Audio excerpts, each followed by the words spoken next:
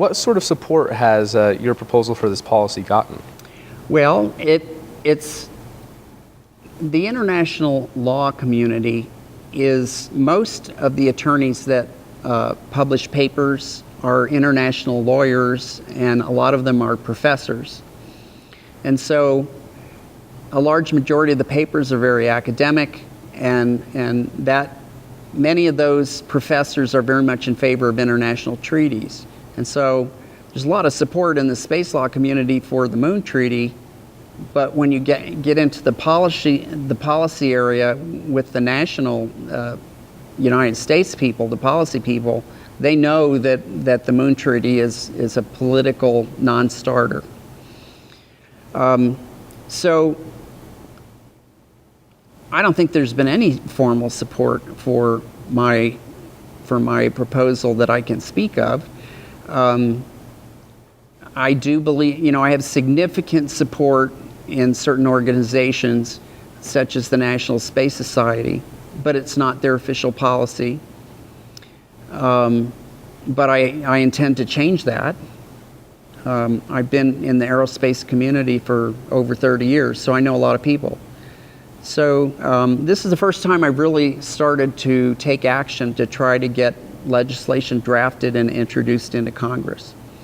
So I do have a couple of congressional staffers that I've talked to that are interested. They're the Congress people that they work for are in districts that have space activity. And those are just people that I've run into at conferences. So I haven't even begun to actually make a concerted effort to gather support. But I think I probably can get one or more of the major national space organizations to support this. I would give it to their policy committees and ask them to look at it and contact me with any questions and see if it's something that they think they can support. One of the good things about this legislation is that it really doesn't hurt anyone. There aren't any natural opponents to this legislation. It doesn't cost, it would cost the government almost nothing. And so these are laws that the U.S. could pass that would, one of the objectives of this legislation would be to stimulate investment.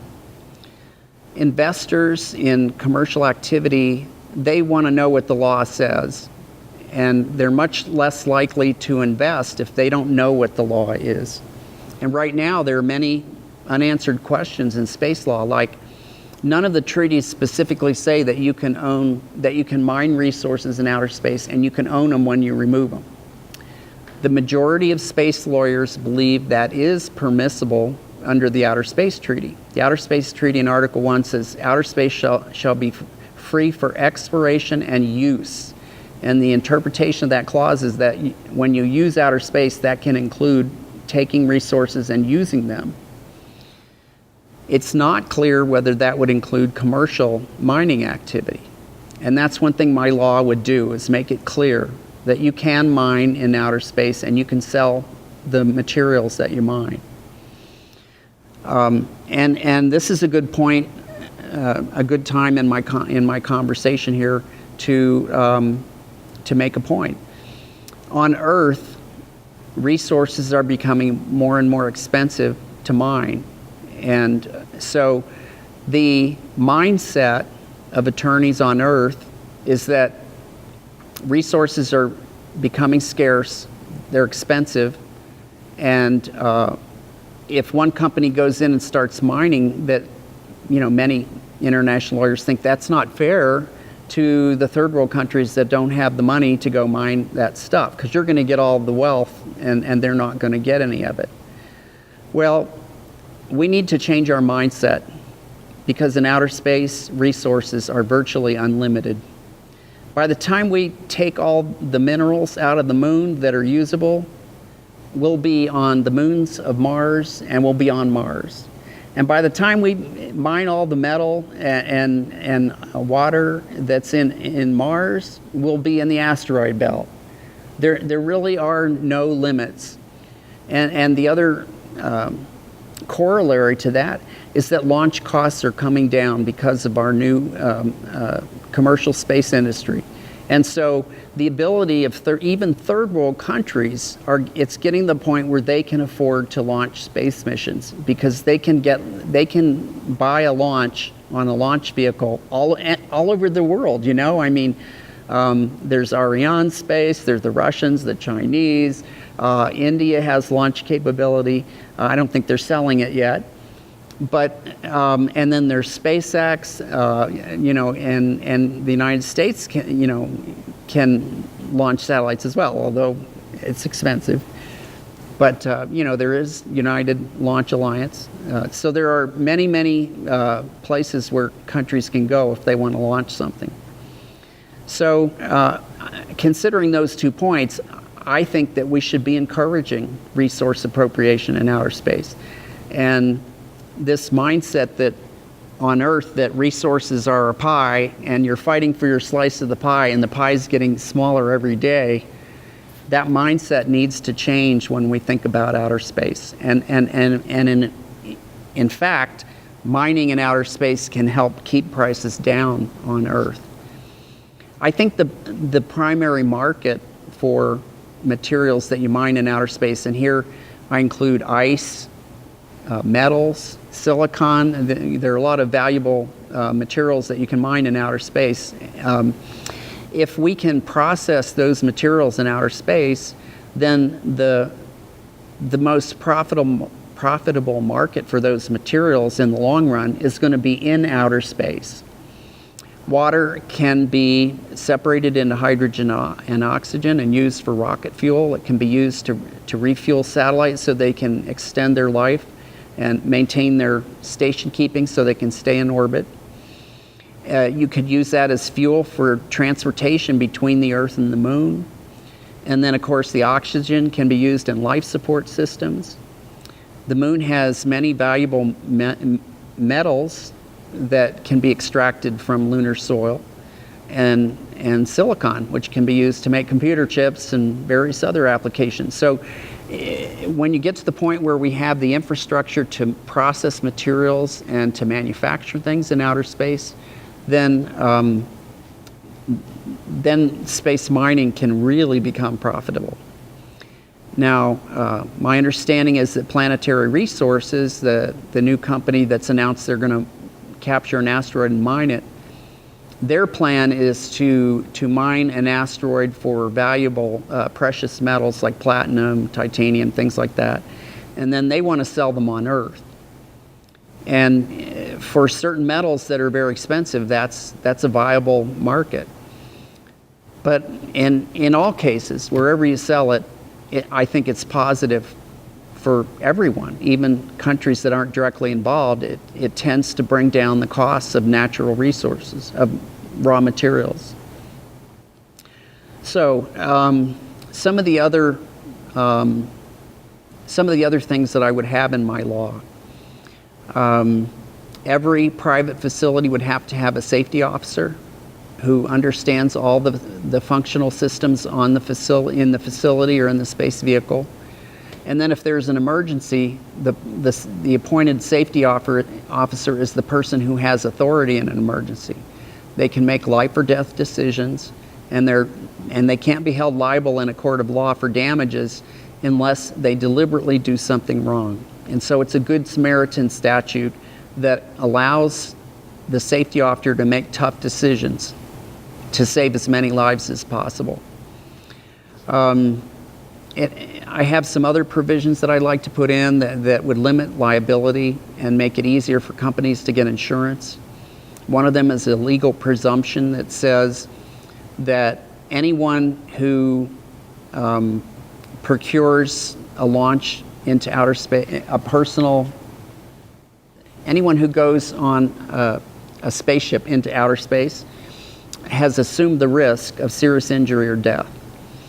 This is in addition to the releases, the hold harmless and indemnification type documents that a space participant would sign with the company that is launching them into outer space. But this presumption would help it would prevent people from going into court and getting around the contract.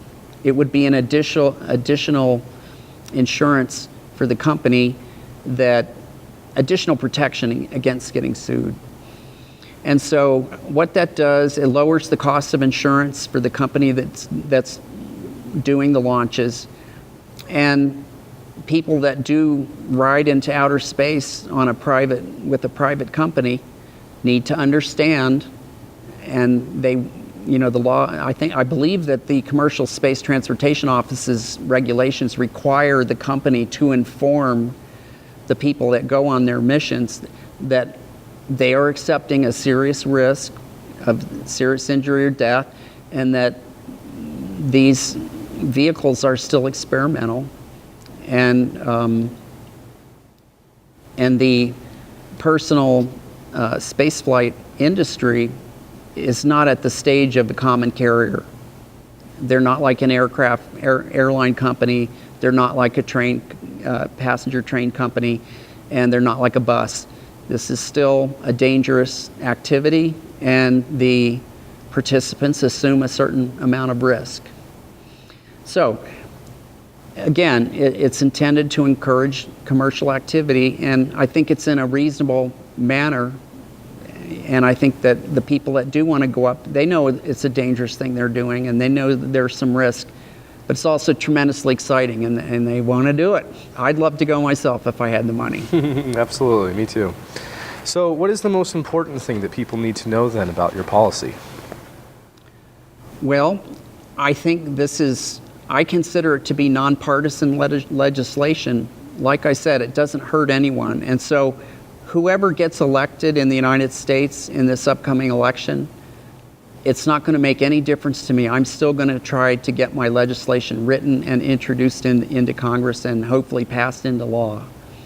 And I don't know why any president wouldn't sign this, because I guess I'll talk about a little bit further about basic philosophy. Just because we're going into outer space doesn't mean that you can repeal the laws of human behavior. Human nature is not going to change just because we're in outer space. We are a free market capitalist economy. The Moon Treaty would basically extend communism to outer space by prohibiting property rights. Property rights is one of the basic institutions of a free market economy. There's a reason why we have property rights. When individuals own something, they tend to take care of it and improve it and invest in it. They invest time, they invest money. They want to make that property look and suit them as best possible, because they are the primary beneficiary of their efforts and their money. And so that's why I think communism is a failed economic model, and I think it's very important to note that both Russia and China have established property rights as part of their legal systems since as they've started to move away from communism. And so all of the successful countries on Earth have property rights.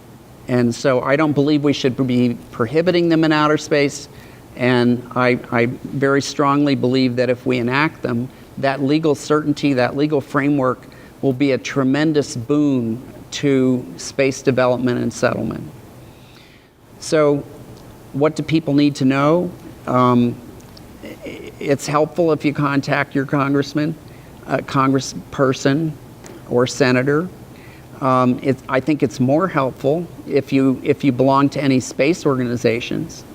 If you ask your space organization to take a look at it and perhaps decide to support it.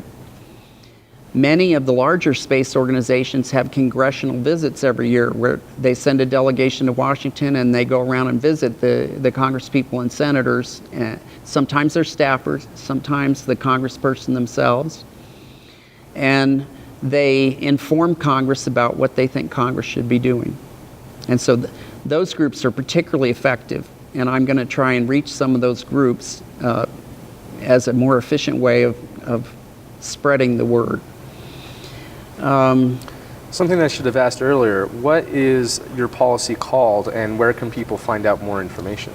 It's called the Space Pioneer Act, which I think is a very inspiring name.